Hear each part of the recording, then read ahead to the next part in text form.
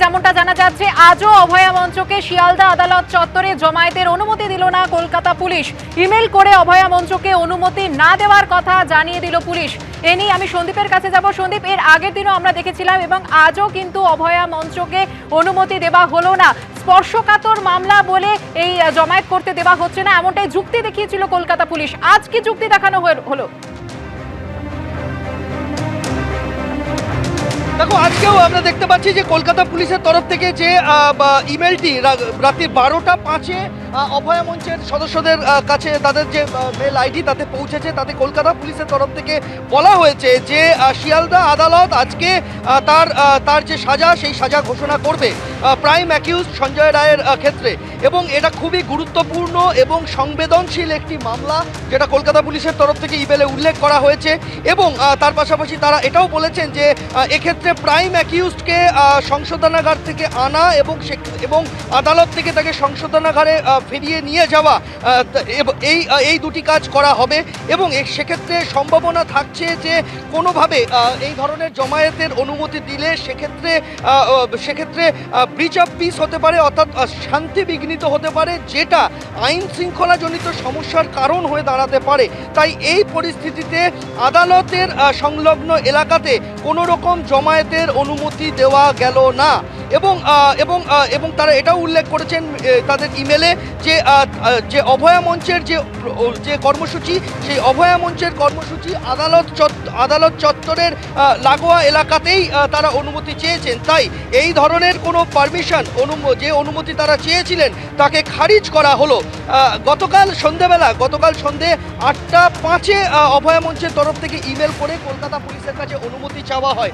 তারা অনুমতি চেয়েছিলেন যে আদালত চত্বরের বাইরে তারা জমায়েত করবেন এবং সেই জমায়েতে বহু মানুষ, সাধারণ মানুষ, বিভিন্ন সংগঠন, চিকিৎসকরা তারা আসবেন। কিন্তু কলকাতা পুলিশের তরফ থেকে স্পষ্টতই আদালত চত্বরে এই ধরনের জমায়েতের অনুমতি দেওয়া হলো না এবং সেই মেল করে জানিয়ে দেওয়া হলো গতকাল মধ্যরাতে অভয়া মঞ্চ এবং জয়েন্ট প্ল্যাটফর্ম অফ ডক্টরসের ইমেল আইডিতে। সন্দীপ, তুমি আমাদের সঙ্গে থাকো। কিছুক্ষণ আগেই সঞ্জয় রায়কে প্রেসিডেন্সি জেল থেকে শিয়ালদা আদালতে নিয়ে আসা হয়েছে এবং আর মাত্র কয়েক ঘন্টার অপেক্ষা, তারপরেই আরজিকর কাণ্ডে দোষী সাব্যস্ত সঞ্জয় রায়ের সাজা ঘোষণা করা হবে শিয়ালদা আদালতে।